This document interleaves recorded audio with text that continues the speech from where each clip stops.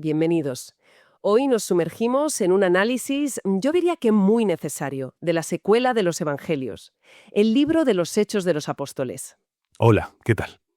La idea es rastrear el viaje de los primeros cristianos, una odisea, que empieza con un grupo minúsculo, casi aterrorizado, escondido en una habitación de Jerusalén.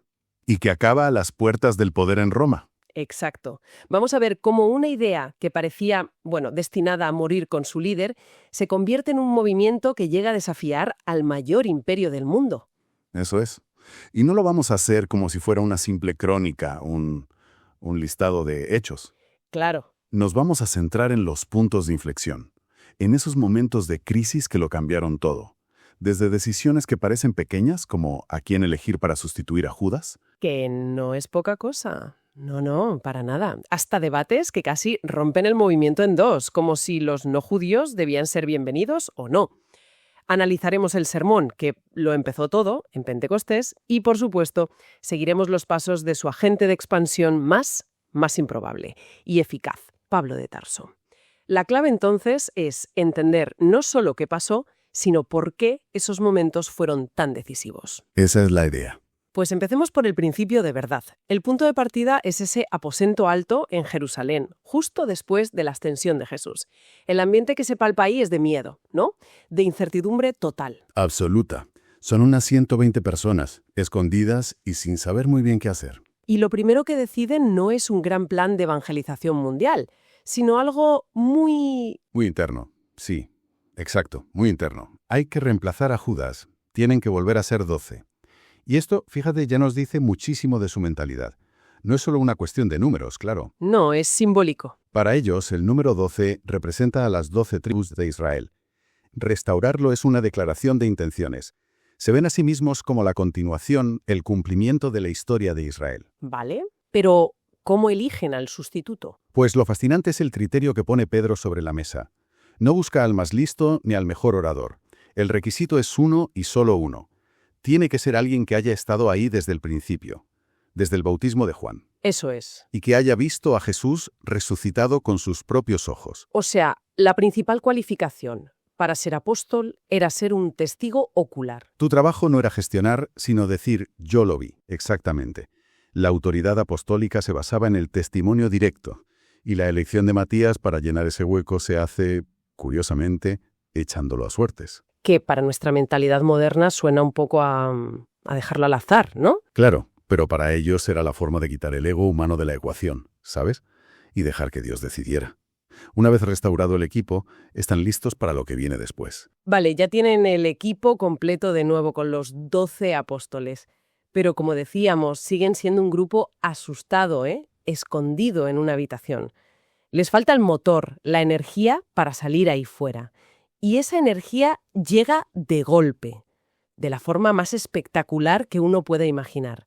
Pentecostés, el Big Bang de la Iglesia. Totalmente. El texto lo describe con imágenes potentísimas. Un viento huracanado, lenguas de fuego, pero más allá del espectáculo, lo que ocurre es que esa comunidad recibe el impulso definitivo.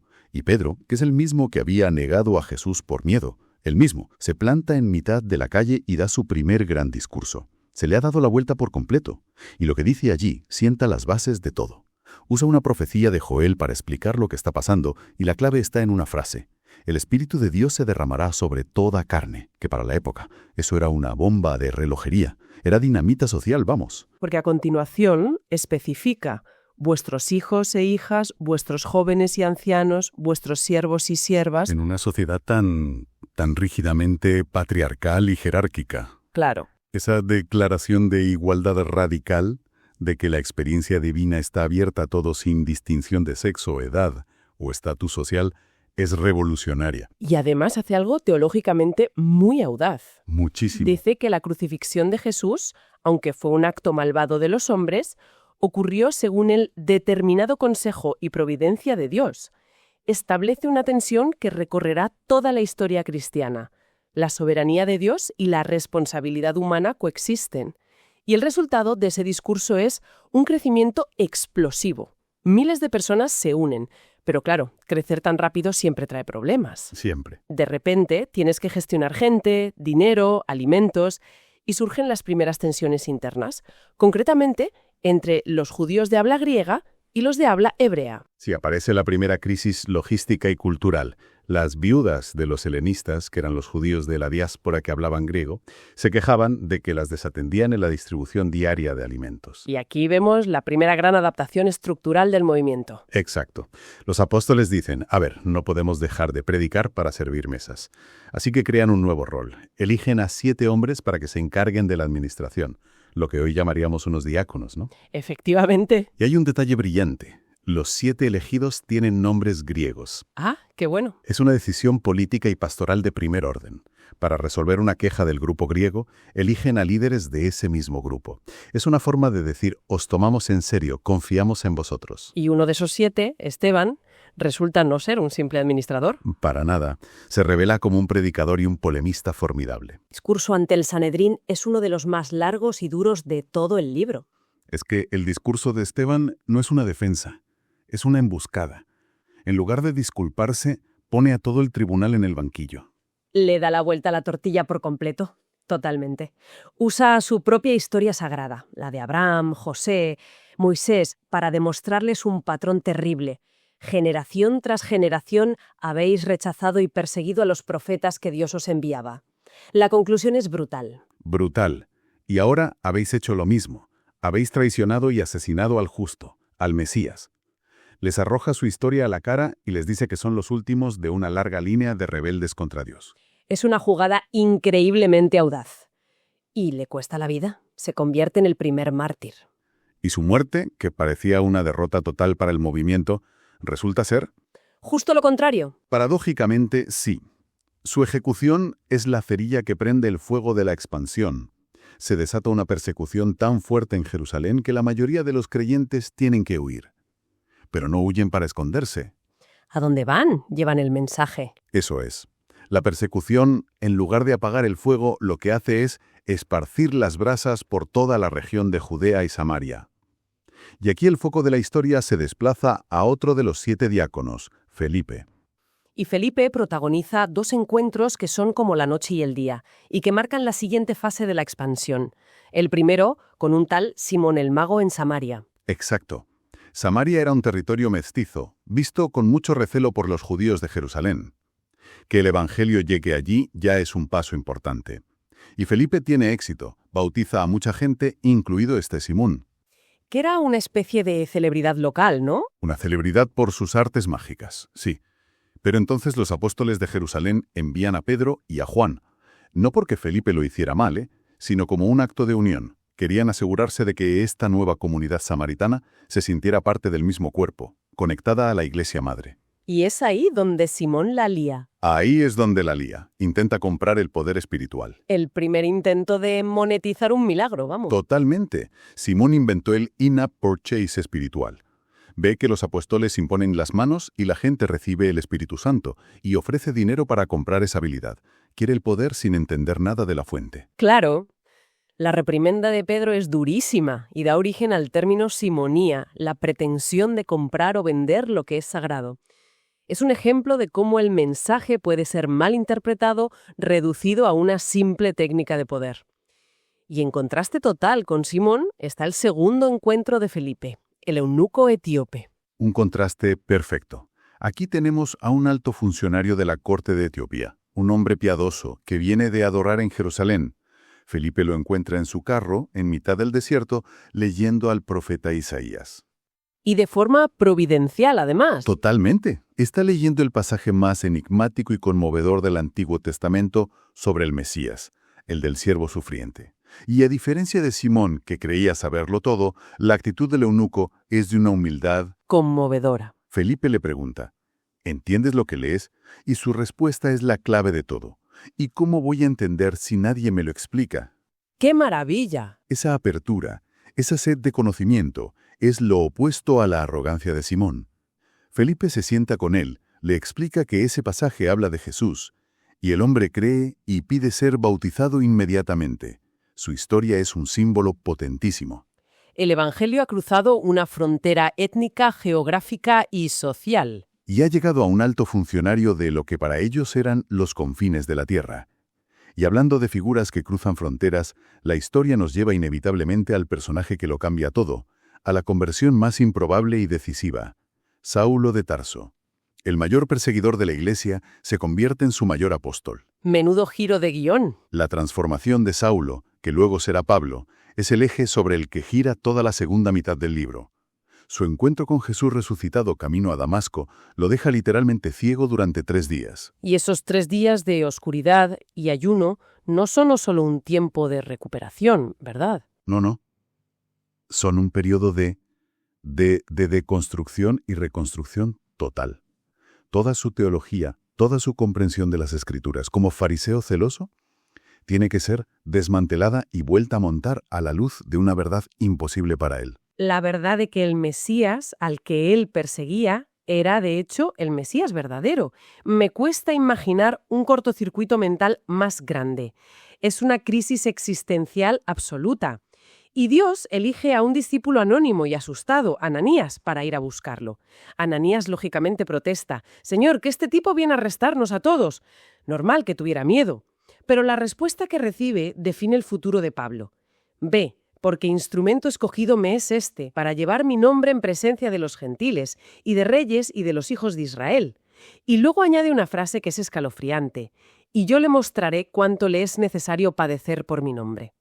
El cazador se convierte en la presa. El que infligía sufrimiento ahora está destinado a sufrirlo por la misma causa que odiaba. Es una inversión poética brutal. Totalmente. Y hay un detalle fascinante en su curación. Lucas, el autor de Hechos, que la tradición dice que era médico, escribe que a Saulo le cayeron de los ojos como escamas. Es un toque de precisión casi clínica. Exacto. No dice volvió a ver, sino que describe un fenómeno físico tangible para subrayar que tanto la ceguera como la curación fueron eventos reales, sobrenaturales, no una simple experiencia psicológica. Con Pablo ya en el equipo, la apertura a los no judíos, a los gentiles, se acelera, y esto provoca la mayor crisis interna de la Iglesia primitiva. La pregunta era explosiva. ¿Para ser cristiano un gentil tiene que hacerse judío primero? ¿Tiene que circuncidarse y seguir toda la ley de Moisés? Esta pregunta casi parte el movimiento en dos. Era una crisis de identidad. ¿Somos una secta reformada del judaísmo o algo completamente nuevo y universal? Y la tensión lleva a la celebración del primer gran sínodo de la historia, el Concilio de Jerusalén. Y el debate es acalorado. Un sector, los judaizantes, insisten que sin circuncisión no hay salvación. Pero entonces Pedro se levanta y recuerda su propia experiencia con el centurión romano Cornelio, y argumenta que Dios mismo zanjó el debate al darles el Espíritu Santo a los gentiles sin exigirles nada más. Pero la solución final la propone Santiago, el líder de la Iglesia de Jerusalén, que era conocido por ser muy conservador y apegado a la ley judía. Y ahí está la genialidad. Santiago, respetado por todos, propone una solución de compromiso que es una obra maestra de pragmatismo y sabiduría pastoral. Dice: no les pongamos una carga insoportable a los gentiles. O sea, no les vamos a exigir que cumplan toda la ley judía. Exacto. Solo les pediremos que se abstengan de 4 cosas concretas. Un momento, pero esto suena a solución de compromiso política.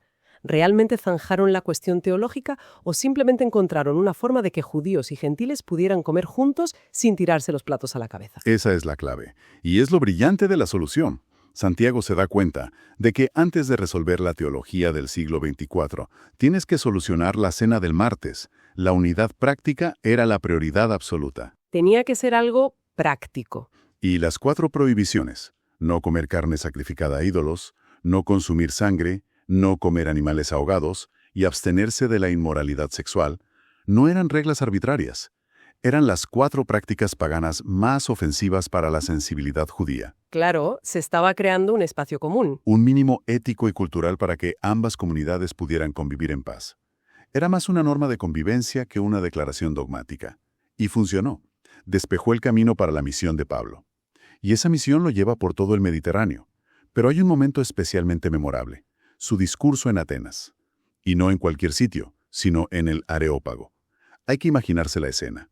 Es como si hoy alguien se plantara en mitad de un congreso de premios Nobel para hablar de algo que suena a pura superstición. El centro neurálgico del pensamiento racional de la época. Llega insultando sus ídolos. Al contrario, pasea por la ciudad, observa y encuentra un altar dedicado al Dios no conocido. Y lo usa como puente. Veo que sois muy religiosos.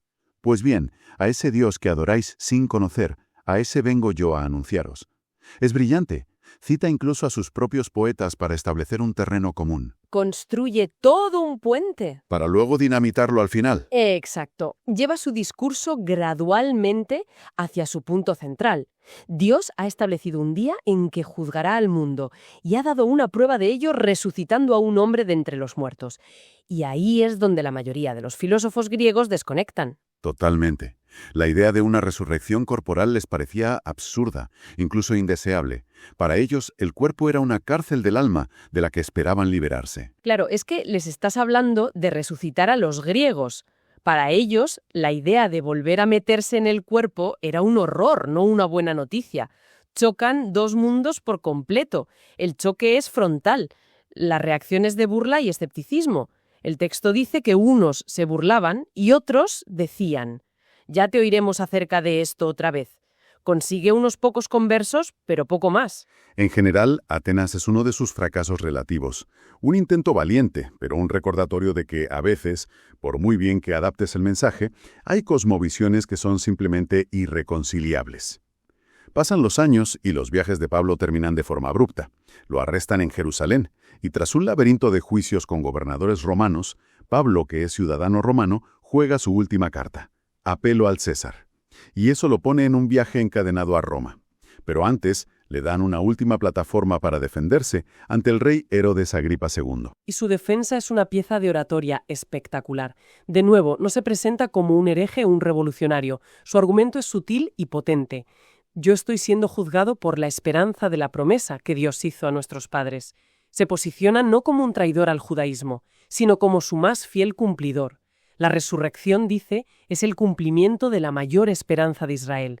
Su discurso es tan bueno, tan persuasivo, que Agripa le suelta esa frase famosísima: por poco me persuades a ser cristiano, que nunca ha sabido si lo dice con sinceridad, con ironía o simplemente para quitarse el muerto de encima. Es ambiguo, sí, y probablemente esa es la intención del autor, pero la respuesta de Pablo es de una elegancia y una grandeza brutales. Le dice: quisiera Dios que por poco o por mucho, no solamente tú, sino también todos los que hoy me oyen, fueseis hechos tales cual yo soy, excepto estas cadenas. Y mientras lo dice, el texto sugiere que levanta sus manos encadenadas.